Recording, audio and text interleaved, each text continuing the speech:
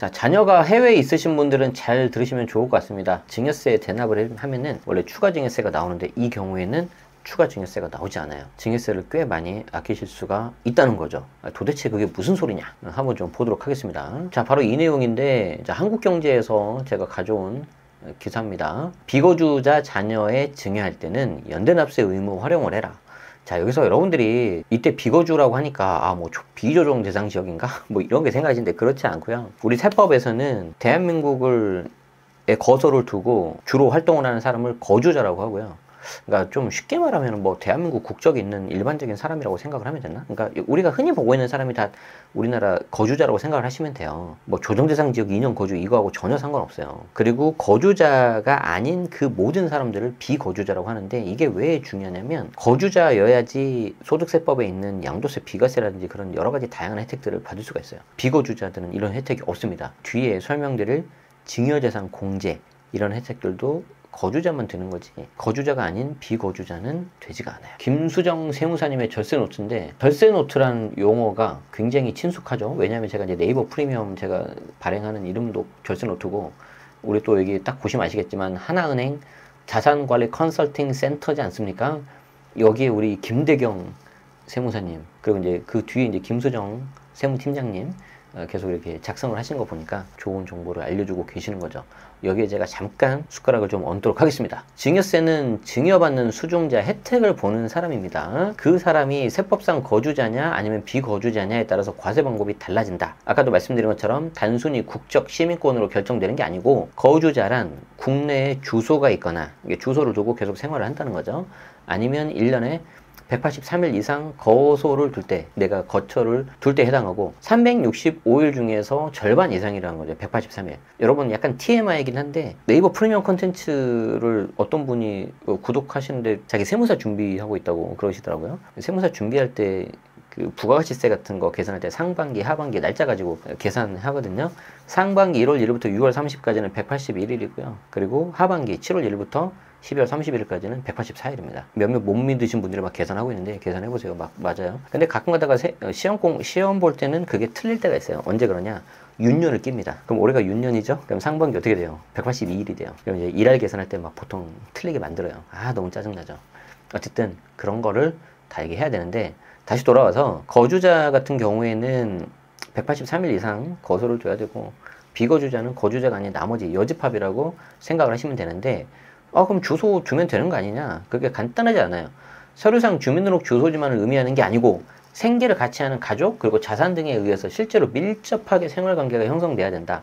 그러니까 종합적으로 판단을 해야 된다는 거죠. 그러니까 항상 세법에서 조심해야 되는 게 뭐냐면 여기 보시면은 거소, 주소지 외에 상당 기간 체류하는 곳이고 이 외에 직업, 사업체, 소비 등 다양한 요소에서 종합적인 사실 판단. 요 말이 제일 무서워요.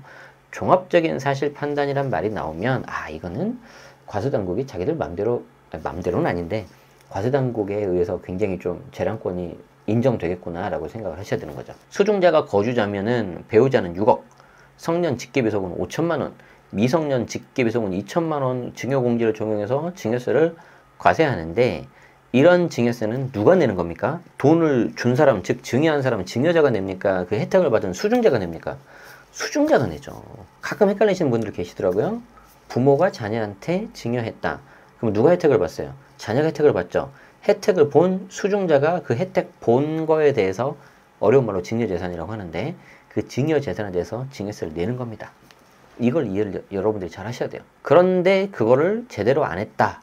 그러면은 소명하라는 연락이 오기도 하고 부모가 자녀한테 잘 되라고 줬는데 자녀가 증여세를 거액을 납부해야 될 게 딱 보이니까 또 마음이 약해져서 그래 5천만 원 나왔니? 그러면 내가 그거마저도 내줄게 라고 내주잖아요. 그럼 또 이득을 받잖아요. 그럼 증여세가 또 나와요. 그래서 계속 무한 등비 수열에 의해서 추가 증여세가 이제 재차 증여가 나오는 거죠. 자, 그런데 지금까지는 국내에서 부모가 자녀한테 줬을 때 이야기고 만약에 자녀가 거주자가 아닌 비거주자 국내 국적이 없어요. 해외 나가 있어.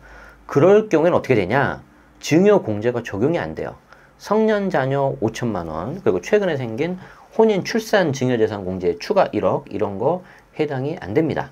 그러면은 자녀는 해외 나가 있고 부모는 대한민국에 있고 그래서 해외에 나가 있는 애한테 돈을 쏴주면은 그 쏴주는 순간 그게 이제 전액 증여세 대상이 되겠죠. 물론 일정 수준의 생활비라든지 학비 같은 경우는 빠지겠지만, 그래서 이제 증여를 망설이는 경우가 있는데 오히려 장점도 있다는 거. 요게 이제 반전이죠.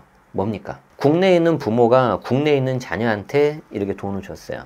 자, 이게 우리는 그림으로 합시다. 이 파란색이 거주자고요. 비거주자는 거주자가 아닌 그냥 나머지 여집합이라고 생각을 하시면 돼요. 근데 거주자가 아까 말씀드린 것처럼 국내 주소가 있거나 1년에 183일 이상 거소를 둔 경우인데, 정확한 판단은 꼭 세무사님하고 하셔야 돼요. 이것 때문에 뭐 정말 몇 년 동안 계속 그 질질 끈 판결이 뭡니까? 론스타 몰라요? 아무튼 그런 거 있어요. 거기서 핵심 중에 하나가 이게 거주자냐 비거주자냐 뭐 이런 거였어요. 그래서 거주자면은 증여재산 공제가 적용이 되는 거고, 아까 성년자는 5천만 원, 미성년 2천. 비거주자는 공제가 적용이 되지 않아요. 요렇게 여기 국내에 있는 거주자면은 공제가 되고 아니면은 공제가 안 된다는 거죠. 다만 조심해야 되는 게, 여기서 이제 한 가지 특징이 뭐냐면은 자녀가 국내에 있어. 어차피 그럼 부모도 국내에 있겠죠? 그럼 이 친구한테는 증여재산 공제가 되는데 이 자녀가 받은 혜택에 대해서 증여세를 내잖아요. 그러니까 여기에 대한 증여세 부담은 순전히 이쪽 수중자인 거지. 그런데 지금 비거주자, 즉 해외에 나가 있는 자녀는 어떤 상태예요? 우리나라에 지금 현재 없죠. 그런 가능성이 높잖아요. 그러니까 얘는 세금 추징이 쉬울까 어려울까? 어렵죠. 내가 해외에 나가서 어디 있는지도 잘 모르겠고 잡아 불러오기도 좀 어렵고 그렇잖아요. 국내에 남아있을 가능성이 높은 여기 부모 있죠. 요 부모랑 요 자녀랑 증여세 연대납세 의무를 적용시킵니다. 연대납세. 안 그러면 이 친구가 돈을 안 낼 수가 있잖아요. 그래서 부모 네가 좀 돈을 내, 이렇게 하는 거죠. 자, 그러면 연대납세 의무가 되면 뭐가 좋냐? 파란색 케이스에서는 증여세를 대납해주면 재차 증여가 일어난다 그랬잖아요. 증여세 또 나온다 그랬잖아요.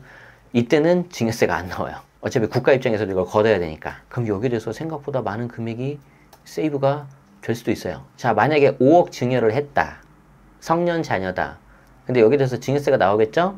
근데 이 증여세까지 내가 대납을 해줬다. 그러면 총 1억 261만 원 정도 세금이 나온다. 그런데 이 경우에 대납을 해줬다. 그러면 8,730 정도밖에 안 나와요.